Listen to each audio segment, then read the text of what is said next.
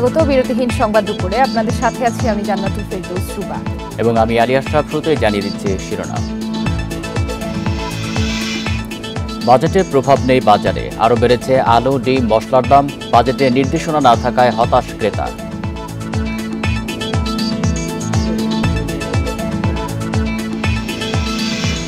অর্থনৈতিক সংকট কাটাতে পারবে না বাজেট, মনে করে সিপিডি। অর্থনৈতিক সূচকের লক্ষ্যমাত্রা উচ্চাভিলাষী।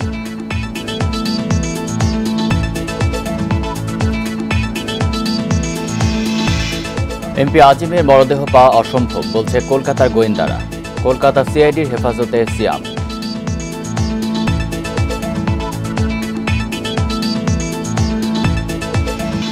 শুনছিলেন শিরোনাম, এবার বিস্তারিত। শুরুতেই বাজেটের খবর।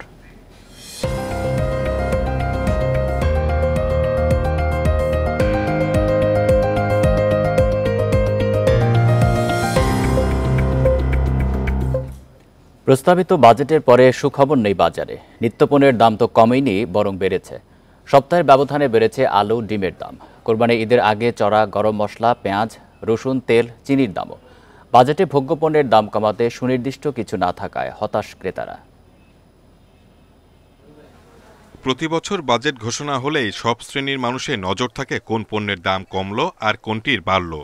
বাজেটের পরদিন ছুটির দিন হওয়ায় রাজধানীর বাজারে ক্রেতাদের তাই আলাদা আগ্রহ পণ্যের দাম নিয়ে, যদিও সুখবর নেই দামে।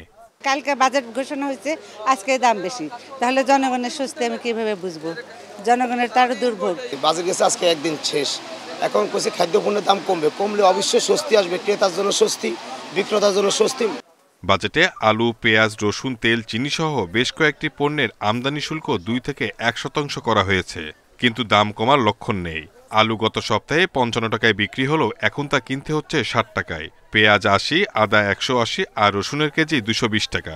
এটা হবে না, এটা পারবে না, এটা পারা ডিফিকাল্ট, কারণ দেশের খরচ তো বেশি, এখন সব জিনিসেরই খরচ বেড়ে গেছে। এমনিতেই তো আমাদের জন্য দুঃসহ, তার মধ্যে এই বাজেটের এই বৃদ্ধির কারণে আমার মনে হয় আরও আমাদের জন্য একটু ডিফিকাল্টিস হয়ে যাবে। বাজারে চিনি বিক্রি হচ্ছে 140 টাকা কেজি দরে। কমেনি সয়াবিন তেল ও চালের দামও। জিরা, লবঙ্গ সহ বেশিরভাগ গরম মশলার দাম নাগালে নেই। এতে আসছে কোরবানির বাজার নিয়ে চিন্তায় ভোক্তারা। পণ্যের দাম যদি বাড়ে তাইলে মানুষের আয়ের মূল্যও বাড়তে হবে, বুঝছেন? এখন যে পরিমাণে আয়, এই পরিমাণে আপনার মালের দাম, মাল কিনতে গেলে কষ্ট হয়ে যায়। ডিমের দাম নাগালে আসছে না কিছুতেই। বড় বাজারে প্রতি ডজন ফার্মের মুরগির ডিম বিক্রি হচ্ছে 150 টাকায়, আর মহল্লার দোকানে তা 160 টাকা। Shahid Ahmed, independent news, Dhaka. কোরবানির ঈদ সামনে রেখে বাড়তে শুরু করেছে মশলার দাম। পেঁয়াজ, আদা, রসুনের পাশাপাশি বেড়েছে জিরা, এলাচের দামও। সপ্তাহের ব্যবধানে বেড়েছে সব ধরনের সবজির দর, তবে কিছুটা কমেছে মুরগির দাম। কোরবানির ঈদ আসতে এখন বেশ কয়েকদিন বাকি, তবে এরই মধ্যে চট্টগ্রামের বাজারে বেড়েছে পেঁয়াজ ও আদার দাম। খুচরা বাজারে পেঁয়াজ বিক্রি হচ্ছে 90 টাকা কেজিতে, আর আদা বিক্রি হচ্ছে 260 টাকায়। মুরগি ও ডিমের দাম কমলেও বেড়েছে সবজির দাম। কাকরোল, ফুলকপি, পটল, টমেটো, বেগুন সহ বিভিন্ন সবজি বিক্রি হচ্ছে 80 থেকে 120 টাকা কেজিতে। সরকার কোনো কিছু নিয়ন্ত্রণ আমরা দেখতেছি না, কি জন্য? বড় বড় ব্যবসায়ী বাড়াইতেছে, 250 টাকা কেজি হচ্ছে, সময় মতো আবার দেখা যাইতেছে 180 টাকা কেজি হচ্ছে। বরিশালে কয়েকদিনের ব্যবধানে কেজিতে 15 টাকা পর্যন্ত বেড়েছে পেঁয়াজের দাম, বিক্রি হচ্ছে 80 থেকে 90 টাকায়। মুরগির দাম কিছুটা কমলেও ক্রেতার অসন্তোষ বাড়িয়েছে মাছের দাম। বিশেষ করে হলো যে বন্যা হয়েছে, তো বন্যার কারণে একটু বাজারে প্রভাব পড়ছে। আমরা তো ইলিশ কেনার কথা ভাবিও না, ইলিশ কবে খাইছি সেটা এখন মনে নেই, অনেক দিন আগে আর কি। এখন অন্য ছোট মাছ কিনতে আছে, সেইটা যেগুলো আগে ছিল 100 টাকা, 120 টাকা, সেগুলো এখন 170 টাকা ঢুকছি পরি। বগুড়ায় পেঁয়াজ, আদা, রসুনের পাশাপাশি চড়া কাঁচামরিচের দাম বিক্রি হচ্ছে 160 থেকে 180 টাকা কেজিতে। গত সপ্তাহের 520 টাকার জিরা এখন বিক্রি হচ্ছে 750 টাকায়। এছাড়া 2800 টাকা থেকে এলাচের কেজি হয়েছে 3500 টাকা। অনেকটা একই পরিস্থিতি রাজশাহীর মশলার বাজারেও। বাজেটের আগে মাল সবকিছু বন্ধ ছিল, মালপত্র অনেকে দেয়নি, ঠিক হচ্ছে নাই, পরে আজ না কাল পরশু দিবি, মাল নাই তাই বলতেছে।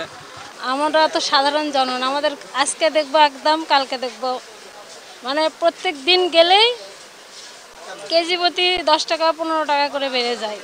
যশোর খুলনার বাজারেও কোরবানির ঈদ সামনে রেখে চড়া মশলা সহ বিভিন্ন পণ্যের দাম বাজার নিয়ন্ত্রণে তদারকি বাড়ানোর দাবি জানিয়েছেন ক্রেতারা।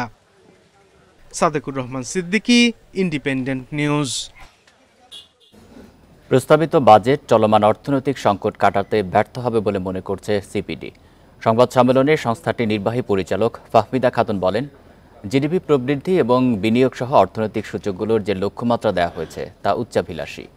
মূল্যস্ফীতি নিয়ন্ত্রণের লক্ষ্য 6.5% ধরা হলেও গত 2 বছর ধরে তা 10-এর কাছাকাছি। তাই এই লক্ষ্যমাত্রা উচ্চাভিলাষী ছাড়া আর কিছু নয়। তিনি বলেন, কম আয়ের মানুষের জন্য নেওয়া পদক্ষেপ অপর্যাপ্ত। বর্তমান বাস্তবতাকে বিবেচনায় না নেওয়ায় বাজেটের লক্ষ্যমাত্রা পূরণ সম্ভব হবে না বলেও মন্তব্য করেন ফাহমিদা খাতুন। তিনি বলেন, প্রতি বছরই রাজস্ব বোর্ডের ওপর দেওয়া লক্ষ্যমাত্রা ক্রমান্বয়ে বাড়তে থাকে। এনবিআর সেই লক্ষ্যমাত্রা পূরণে ব্যর্থ হয় বলেও মন্তব্য করেন তিনি। প্রক্ষেপণ করা হয়েছে 2025 সালের জন্য, যে সেগুলো বাস্তবতার সাথে সেগুলোর কোনো সাযুজ্য নেই। চলমান 2024-এ যেটা কিনা লক্ষ্যমাত্রার শুরুতে ছিল 7.5%, সেটা কিন্তু এখন আমাদের সংশোধিত 2024 বাজেটে সেটা কমিয়ে 5.8-এ আনা হয়েছে। সেই প্রেক্ষিতে 6.8 প্রবৃদ্ধির হার অনেকটাই উচ্চাকাঙ্ক্ষী। বাজেট নিয়ে আরও আলোচনা করতে বার্তাকক্ষ থেকে আমাদের সাথে যোগ দিচ্ছেন সহকর্মী রুহুল আমিন। রুহুল, বাজেটের পর নিত্যপণ্যের দাম আরও বেড়ে যাওয়ার কারণ কি? নিত্যপণ্যের দাম বেড়ে যাওয়ার অনেক কারণ থাকতে পারে। একটি হচ্ছে বাজেটের যে কর কাঠামো গতকালকে প্রস্তাব করা হয়েছে সেটির একটি প্রভাব থাকতে পারে। আরেকটি থাকতে পারে যে সরবরাহ ব্যবস্থার যে ইন্টারভেনশন সেটি। আরেকটি থাকতে পারে যে মানুষের কাছে কিছু মানুষের কাছে টাকা বেশি আছে। এই 3 কারণেই সাধারণত মূল্যস্ফীতিটা দেখা দেয়, যে নিত্যপণ্য বা বিভিন্ন ধরনের পণ্যে কীরকম কর নিচ্ছে সরকার, এটি একটি উল্লেখযোগ্য দিক। আবার বাজারে টাকার সরবরাহটা কেমন, এটি আরেকটি উল্লেখযোগ্য দিক। একই সঙ্গে পণ্যের সরবরাহ এবং তদারকি কেমন, এই 3টা বিষয় মিলেই আসলে বাজারে পণ্যের দাম কেমন হবে সেটি নির্ভর করে। বাজেটে গতকাল আমরা যেটি দেখেছি যে নানা ধরনের পণ্যে ভ্যাট এবং কর আরোপ করা হয়েছে এবং আমরা দেখেছি এই বিষয়ে মানুষের তীব্র নেতিবাচক প্রতিক্রিয়া। যে তুলনায় কর বাড়ানো হয়েছে মোবাইল থেকে শুরু করে নানা ধরনের কোমল পানীয়, মিষ্টি পানীয়, চকলেট বা আমসত্ত্ব ইত্যাদি ইত্যাদি নানা পণ্যে, আবার বাসাবাড়িতে ব্যবহৃত হয় যেরকম এসি, ফ্রিজ, বিভিন্ন ধরনের পণ্যে কিন্তু এই যে কর আরোপ করা হয়েছে। এবং আপনি জানেন যে দীর্ঘদিন ধরে ব্যবসায়ীদেরও একটি মনস্তাত্ত্বিক বিষয় এখানে আছে যে বাজেট আসলেই বেশ কিছু পণ্যের দাম বাড়বে। সেই বিবেচনা তারা সবসময় যখনই বাজেট আসে বা যখনই কোনো বেতন ইনক্রিমেন্টের ঘোষণা আসে তখনই কিন্তু বাজারে নানা ধরনের পণ্যের দাম বেড়ে যায়। এটিতে কিন্তু এই জায়গায় বড় দুর্বলতা হচ্ছে বাজার তদারকি এবং বাজারে পণ্য সরবরাহের স্বাভাবিকতা রক্ষা করতে না পারা। তদারকি এখানে একটা বড় সমস্যার কথা বলছেন আপনি। আরেকটি বিষয় একটু জানাবেন, যে সিপিডি বলছে যে বাজেট সংকট কাটাতে পারবে না এই বাজেট, এই বিষয়ে আপনার মত কি? দেখুন, অর্থনীতিতে নানা ধরনের সংকট আছে। সবচেয়ে বড় সংকটের জায়গাটা হচ্ছে ব্যাংকিং খাতের যে অনিয়ম, ব্যাংকিং খাতের খেলাপি ঋণ, সেখানে ডলার সংকট, ঋণের সুধার, সেই একটা দিক।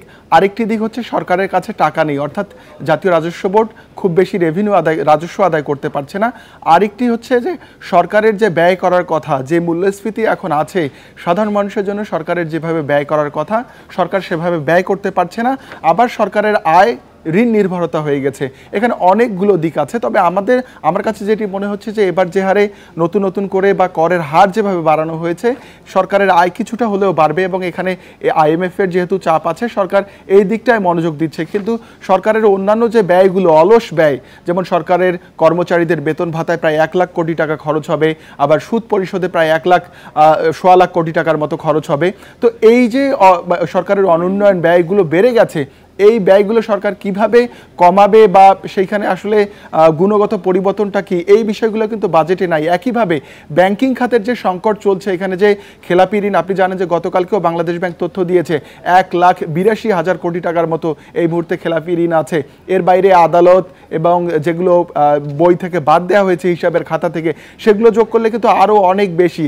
তো এই যে খেলাপি ঋণ, আমরা নিত্য নতুন কেলেঙ্কারি দেখছি, বড় বড় ঋণের খেলাপি হওয়া দেখছি, সেগুলো আসলে সংকট কিভাবে সমাধান হবে, সিপিডি আসলে সেই দিকগুলোই নির্দেশ করেছে যে সরকারের আয় বাড়বে কিনা, সরকার তার অনুন্নয়ন ব্যয়গুলো কমিয়ে আনতে পারবে কিনা এবং ব্যাংকিং খাতে যে পরিস্থিতি চলছে সেটি স্বাভাবিক অবস্থায় আসবে কিনা।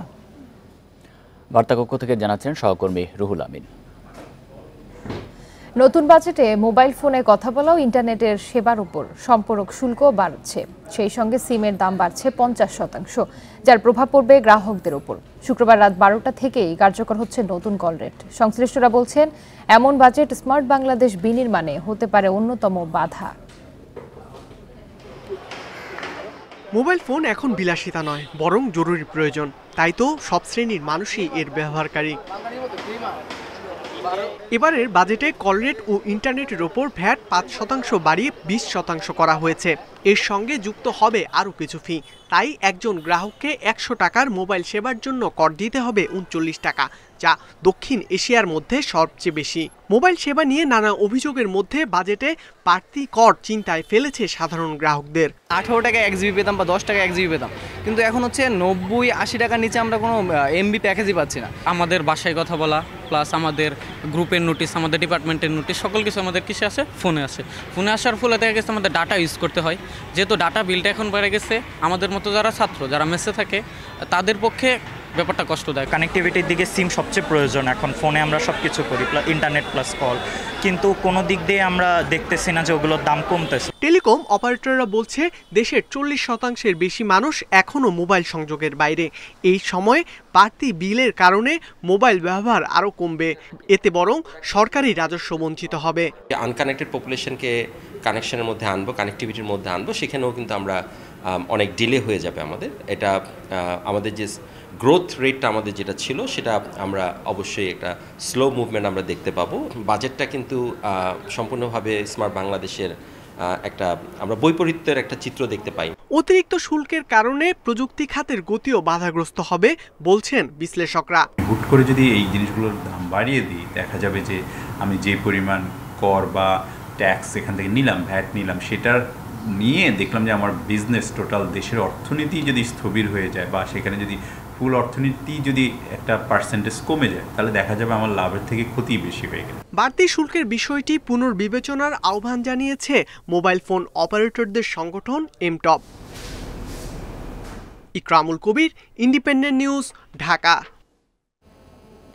প্রধানমন্ত্রীর ভারত ও চীন সফরে গুরুত্ব পাবে তিস্তা মহাপরিকল্পনা। পানি সম্পদ প্রতিমন্ত্রী জানান, এ নিয়ে বাংলাদেশের অবস্থান স্পষ্ট।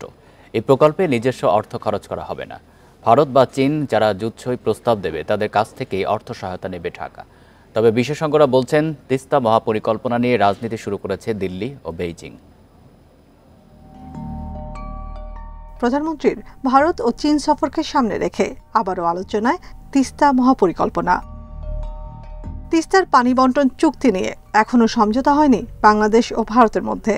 এ পরিস্থিতিতে 2014 সালে চীনের কাছে নতুন প্রস্তাব তুলে ধরে ঢাকা। 2019 সালে ঢাকা বেইজিং যৌথ সমীক্ষাও শুরু হয়, কিন্তু এরপর আর আগায়নি আলোচনা।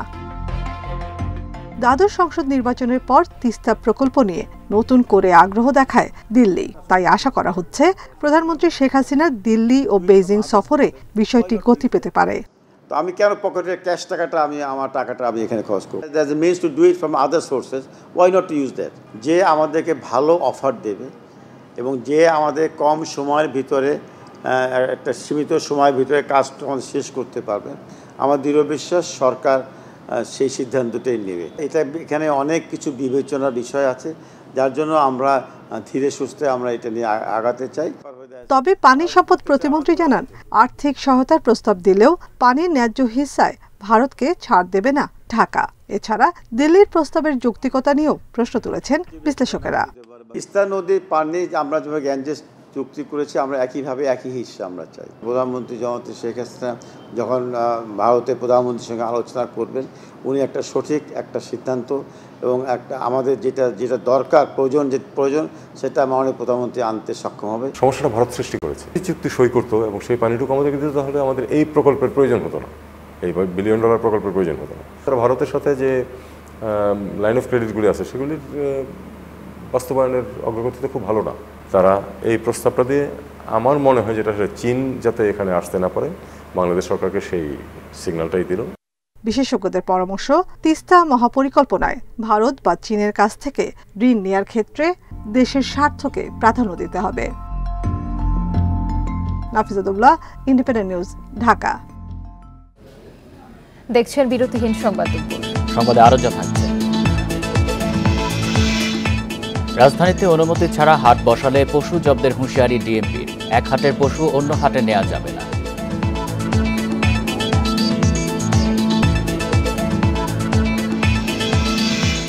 কোরবানির জন্য খামার থেকে বাজারে আসছে দেশি গরু ছাগল। অনলাইনে পশু বিক্রি শুরু, ভালো দামের আশা।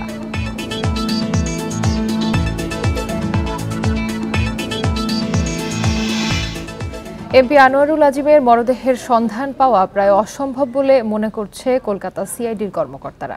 ঘটনার ২২ দিন পেরিয়ে যাওয়ায় খণ্ডিত মরদেহ বহন করা ট্রলি ব্যাগটির খোঁজ পাওয়া নিয়েও সন্দিহান তারা।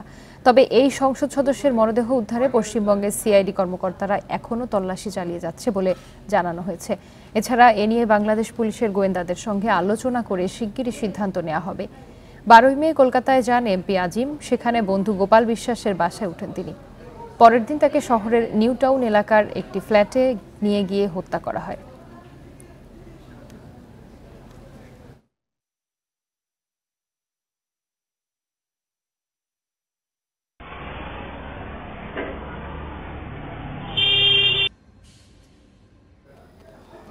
এমপি আনোয়ারুল আজিম হত্যায় জড়িত সন্দেহে নেপালে আটক সিয়াম এখন কলকাতা সিআইডির হেফাজতে। সেখানে তাকে জিজ্ঞাসাবাদ করা হচ্ছে বলে জানিয়েছেন ডিএমপি কমিশনার হাবিবুর রহমান। দুপুরে মিন্টো রোডে সাংবাদিকদের প্রশ্নের জবাবে এই তথ্য জানান তিনি। বলেন, দুদেশের তদন্ত ও সমঝোতার ভিত্তিতেই এই হত্যাকাণ্ডের বিচার হবে।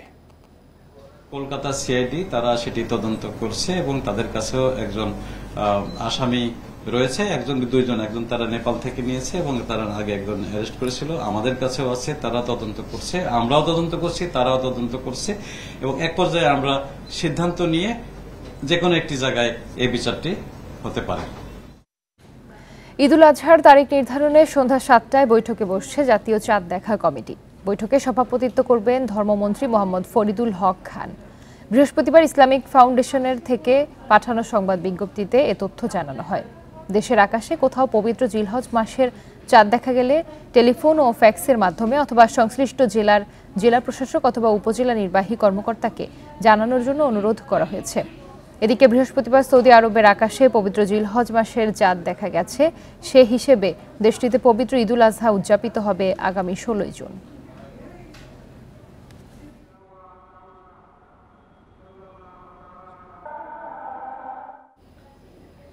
রাজধানীতে অনুমতি ছাড়া কোরবানির হাট বসালে পশু জব্দ করা হবে বলে সতর্ক করেছেন ডিএমপি কমিশনার হাবিবুর রহমান। এক হাটের পশু নেওয়া যাবে না অন্য হাটে। এছাড়া ক্রেতা বিক্রেতাদের নিরাপদ কেনাকাটা ও লেনদেন নিশ্চিতে বসানো হচ্ছে সিসিটিভি ক্যামেরা। প্রতিটি জোনে থাকছে আইনশৃঙ্খলা বাহিনীর টিম। সামনেই কোরবানির ঈদ, রাজধানীতে শুরু হয়েছে পশুর হাট বসানোর তোড়জোড়। এরই মধ্যে ১৭টি হাটের জায়গা চূড়ান্ত করেছে ঢাকা উত্তর ও দক্ষিণ সিটি কর্পোরেশন। আর জনস্বার্থ বিবেচনায় আদালতের নির্দেশে এবার হাট বসছে না আফতাবনগরে। সংবাদ সম্মেলনে ডিএমপি কমিশনারও সতর্ক করলেন, রাজধানীতে অনুমতি ছাড়া হাট বসানো হলে পশু জব্দ করা হবে। এছাড়া এক হাটের পশু নেওয়া যাবে না অন্য হাটে। কোনো অনুমোদিত হাট নয়, কিন্তু কিছু একটা ফাঁকা জায়গা পেলেই কেউ কেউ সেখানে হাট বসানোর চেষ্টা করে এবং অতীতে কখনো কখনো এটি হয়েছে। তো সেটির জন্য আমরা কঠোরভাবে আমাদের পুলিশের প্রতি নির্দেশনা আছে, এই ধরনের যে কোনো ধরনের অপতৎপরতা রোধ করা হবে। যদি এখানে হয়ে থাকে তাহলে সেই সমস্ত গরুগুলো আমরা কিন্তু সিজ করে নেব, মানুষজন সহ। পরে নিরাপত্তা প্রসঙ্গে বলেন, প্রতিটি হাটে ক্রেতা বিক্রেতাদের নিরাপদ কেনাকাটা ও লেনদেন নিশ্চিতে বসানো হচ্ছে সিসি ক্যামেরা। প্রতিটি জোনে থাকছে আইনশৃঙ্খলা বাহিনীর টিম। সকল হাটে সিসিটিভি ক্যামেরার ব্যবস্থা করা হয়েছে। যে হাসিল বা ট্যাক্স যেটি নেওয়া হয় সেটি যাতে অতিরিক্ত নেওয়া না হয়, জাল টাকা দিয়ে কেউ লেনদেন করতে না পারে সেজন্য জাল টাকার মেশিন বসাবে, সেজন্য বাংলাদেশ ব্যাংককে অনুরোধ করা হয়েছে এবং তারা সেখানে থাকবে। এছাড়া রাজধানীর হাটগুলোতে নিয়মিত চলবে অভিযান। যে কোনো ধরনের অপতৎপরতা রুখতে মাঠে থাকছে পুলিশ সহ সাইবার টহল team. Buddhadeb Kundu, independent news, Dhaka. খামারে কোরবানির জন্য দেশি প্রজাতির গরু ও ছাগল প্রস্তুত করা হয়েছে। চলছে খামারিদের হিসাব নিকাশও। এরই মধ্যে খামারি ও গৃহস্থরা বাজারে ছাড়তে শুরু করেছে পশু। কোথাও কোথাও অনলাইনেও শুরু হয়েছে পশু বিক্রি। অবৈধ পথে দেশে পশু না আসলে ভালো দাম পাওয়ার আশা প্রাণী সম্পদ কর্মকর্তাদের। কোরবানির জন্য প্রস্তুত ঝিনাইদহের ১,১২,০০০ গরু। গৃহস্থ বাড়িতে গরুর পাশাপাশি পালন হচ্ছে ছাগল ভেড়াও। ইতিমধ্যে খামারি ও গৃহস্থরা গরু ছাগল ভেড়া বাজারে ছাড়তে শুরু করেছে। আমার এখানে ১৫২টা গরু আছে, ছোট বড় মাঝারি সব জাতেরই। প্রত্যেক দিন ৫০০ থেকে ৬০০ টাকা গরু প্রতি খরচ হয়, মাসে ১৫ থেকে ১৬,০০০ টাকা খরচ। এবারও ঝিনাইদহে চাহিদার চেয়ে বেশি পশু রয়েছে। প্রাণী সম্পদ কর্মকর্তা জানান ৪০ ভাগ গরু পাঠানো হবে বিভিন্ন জেলায়। দেশের বিভিন্ন এলাকায় আমাদের চাহিদার গরু রাখার পরেও আমরা দেশের বিভিন্ন এলাকায় এটা পরিবহন যোগে পাঠাতে সক্ষম হব। নেত্রকোনায় কোরবানির গরুর চাহিদা রয়েছে ১,১০,০০০। জেলার ছোট বড় ৬,৫০০ খামারে গরু প্রস্তুত ১,৩২,০০০। এখনও বাজার জমে না উঠলেও অনলাইনে বিক্রি হচ্ছে পশু। মূলত এটা লাইভ আমরা অনলাইনে বিক্রি করতেছি এবং এটা লাইভ ওয়েটে বিক্রি হবে। দেখা গেল যে বিক্রির সময় আরও ১০ কেজি বা ২০ কেজি বেড়ে গেছে, সেক্ষেত্রে আরও কিছুটা বেড়ে যাবে আর কি। সেটা আমরা প্রাইস ধরছি ৫৫০ টাকা করে পার কেজি।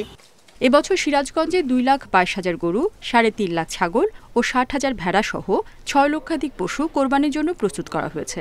বাজার মূল্য প্রায় ২৫০ কোটি টাকা। কারণ শাহিওয়াল গরুটা মানে সুদর্শন, দেখতে সুন্দর, মানুষের চাহিদাটা বেশি। আর এছাড়াও কিছু ব্রাহ্মা ক্রস গরু আছে। আমাদের বাংলাদেশের গরু বাংলাদেশে যদি কেনা বেচা হয়, ইনশাআল্লাহ খামারিদের মোটামুটি ভালোই আর কি ব্যবসা উন্নত হবে। ভারত থেকে অবৈধভাবে গরু না আসলে ভালো দাম পাওয়ার আশা কর্মকর্তাদের। বিভিন্নভাবে আমাদের আইন শৃঙ্খলা বাহিনীর সাথে আমরা যোগাযোগ করেছি, যাতে ইন্ডিয়া এবং পার্শ্ববর্তী দেশ থেকে আমাদের কোনো গরু ছাগল যেন আমাদের দেশে প্রবেশ না করতে পারে।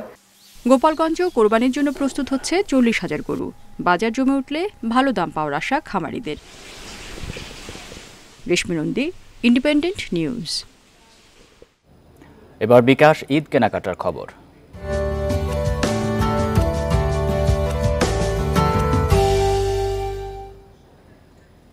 সপ্তাহ গড়ালেই কোরবানির ঈদ। বাড়ি যাওয়ার ঝক্কির আগেই পোশাকের পাশাপাশি জুতা কেনার কাজটিও সেরে নিচ্ছেন অনেকে। আকর্ষণীয় ডিজাইনের আরামদায়ক ও সাধ্যের মধ্যে জুতা কিনতে কিছু ক্রেতা যাচ্ছেন মার্কেটে। বিক্রেতারা বলছেন কোরবানির ঈদে বেচাকেনা অনেক কম, তাই নানা অফারে ক্রেতাদের আকৃষ্ট করা হচ্ছে। ক্যাশব্যাক অফার পেতে বিকাশে পেমেন্ট করছেন ক্রেতারা। রাজধানীর বনশ্রীর কোওয়াক ফুটওয়্যার নানা শ্রেণীর ক্রেতাদের চাহিদা অনুযায়ী বৈচিত্র্যময় ডিজাইনের জুতার সমাহার এই দোকানে। ঈদ সামনে রেখে তারা এনেছে আরামদায়ক এবং ট্রেন্ডি জুতা। বিক্রেতারা বলছেন মূল্য ছাড়ের কারণে কিছু ক্রেতা আগে ভাগেই কেনাকাটা করছেন। কালারফুল আরামদায়ক জুতা। আর কাকার জন্য কিনলে? মা, বাবা, ভাই। দামটা তো আসলে আমরা যেটা কিনেছি ডিসকাউন্টেও আছে, যেটা হয়তো ১২০০ ছিল সেটা ৬০০ হয়েছে। কিডস আসছে, বাচ্চাদের সুন্দর সুন্দর কালেকশন আসছে, কালারফুল ডিজাইন আসছে, তারপরে আপনার বেল্টওয়ালা জুতা আসছে, পাম শু আসছে। এদিকে নিউ এলিফ্যান্ট রোডের দোকানগুলোতে বরাবরের মতোই নানা ধরনের জুতা রাখা হয়েছে। বিক্রেতাদের আশা কোরবানির ঈদের ৪-৫ দিন আগে বাড়বে বিক্রি, যদিও এখন ক্রেতা খুবই কম। বিকাশ নেওয়ার পর একটু চিপে পেলাম আর কি, এবং বিকাশের এই অফারটা লুফে নেওয়ার জন্য মূলত আজকে আবার কেনাকাটা করতে এখানে আসলাম। নামাজ আছে, কোরবানির ঈদে গরু কাটার জন্য সিলভার চ্যানেলগুলো খুব ভালো যায়, তো এই জন্য সিলভার চ্যানেলের কালেকশন আমাদের বেশি, তো সেরকম সেল নাই, খুবই কম। দোকানে গিয়ে মূল্য ছাড় সহ নানা ধরনের অফারের খোঁজ করছেন ক্রেতারা। বিকাশের ক্যাশব্যাক যেন তাদের কাছে বাড়তি bonus. Mahmuda Moumita, independent news, Dhaka. মাদারীপুরে বেনজির আহমেদের স্ত্রীর নামে কেনা ৯০ একর জমি ফেরত চান জমির মালিকেরা। এসব জমির বেশিরভাগই হিন্দুদের। তাদের অভিযোগ, ভয়ভীতি দেখিয়ে নামমাত্র মূল্যে কেনা হয়েছে তাদের জমি। এদিকে গোপালগঞ্জে বেনজির আহমেদের ছত্রছায়ায় অনেকে বিপুল সম্পদের মালিক হয়েছেন বলে অভিযোগ স্থানীয়দের। মাদারীপুরের রাজৈরে স্ত্রী জিসান মির্জার নামে ২ বছরে প্রায় ৯০ একর জমি কিনেছেন সাবেক আইজিপি বেনজির আহমেদ। আদালতের নির্দেশে তার সম্পত্তি ক্রোকের খবরে মুখ খুলতে শুরু করেছেন এসব জমির মালিকেরা।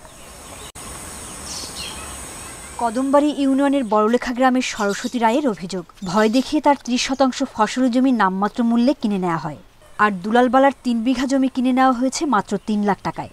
বিক্রয়রা খাইল জমি আমি বেচতাম না কোনোদিন, আমি থাকতে তো শহরে বেচতে দিতাম না, তো দিয়েছি এই বয়তে। আপনি যদি ওই জমি না দেন তো ওই জমি আপনি আলরেডি করবেন কি করে? ওইখানে আলরেডি করার মতন তো আপনার চাষবাস করার মতন তো কোনো কায়দা নেই, কেন আমি তো ওইখানে বাউন্ডারি দিয়ে দেবো। এই বিষয়ে কেউ আদালতে অভিযোগ করলে সহযোগিতা করার কথা জানিয়েছেন জেলা প্রশাসক।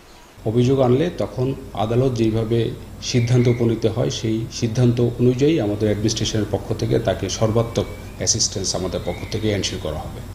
গোপালগঞ্জের কৈরাগিটুল গ্রামে বেনজির আহমেদের সাভানা পার্কের জন্য জমি দখলের বিষয়টি বেশ আলোচিত। নামমাত্র মূল্যে তার কাছে জমি বিক্রিতে বাধ্য হয়েছেন বলে অভিযোগ করেছেন অনেকে। বেনজির আহমেদকে যারা সহযোগিতা করেছেন তাদের মধ্যে নাম আছে স্থানীয় সুজয় পোদ্দারের। উত্তর কান্দায় ফিল্ডে কাটছে গাড়িয়া বলে যে এই জমি যদি না দাও তাহলে এই জমি আর পাবা না। যদিও অভিযোগ অস্বীকার করেছেন সুজয় পোদ্দার। কেবল বালু বিক্রির সুবাদে বেনজির আহমেদের সঙ্গে সুসম্পর্ক ছিল বলে দাবি তার। আমি এলাকার একটা সাধারণ লোক, আমি স্যার যখন ক্ষমতায় ছিল চাকরি করছে তখন কি আমি স্যারের কাউরে ক্ষমতা দেখাতে পারবো? এরকম কোনো অভিযোগ আমি কাউকে করিও নাই। এলাকার লোকজনের অভিযোগ বেনজির আহমেদের ছত্রছায়ায় বিপুল সম্পদের মালিক হয়েছেন সুজয় পোদ্দার। সোহেলি জাহান, ইন্ডিপেন্ডেন্ট নিউজ। সরকারি চাকরিতে কোটা বাতিল ও আবেদনে বয়সসীমা বৃদ্ধির দাবি জানিয়েছে শিক্ষার্থী সমন্বয় পরিষদ। সকালে ঢাকা বিশ্ববিদ্যালয়ের কেন্দ্রীয় লাইব্রেরির সামনে সংবাদ সম্মেলনে এই দাবি জানানো হয়। দাবি পূরণে শনিবার রাজ্য ভাস্কর্যের পাদদেশে ছাত্র সমাবেশের ঘোষণা দেওয়া হয়েছে। এছাড়া দাবি পূরণে রোববার পর্যন্ত সময় বেঁধে দেওয়া হয়।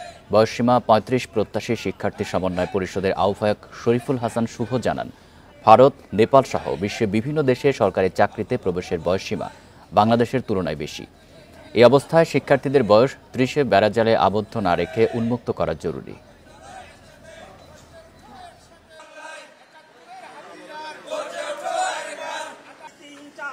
আগামীকাল শনিবার ঢাকা বিশ্ববিদ্যালয় সন্ত্রাস বিরোধী রাজ্য ভাস্কর্যের পাদদেশে একটি বিশাল শিক্ষার্থী সমাবেশের আয়োজন করতে যাচ্ছি। আমরা মনে করি শিক্ষার্থী সমাজ কখনো হারেননি। 52 থেকে 71-এর সমস্ত লড়াই সংগ্রামে ছাত্র সমাজ তার অগ্রণী ভূমিকা পালন করেছে। তার নিজ অধিকার আদায় করার লক্ষ্যে আমরা এহেন কর্মকাণ্ড চালিয়ে যাব বলে আমরা দৃঢ় বিশ্বাস করি। আগামী অর্থ বছরে 56টি সরকারি বিশ্ববিদ্যালয়ে গবেষণায় 200 কোটি টাকার মতো বরাদ্দ দেওয়া হচ্ছে। এই বরাদ্দকে একেবারেই কম বলছেন গবেষকেরা। এই টাকা দিয়ে ভালো কোনো গবেষণা করা সম্ভব না। ইউজিসি অবশ্য বলছে এই অর্থের পুরো ব্যবহার নিশ্চিত করা হবে।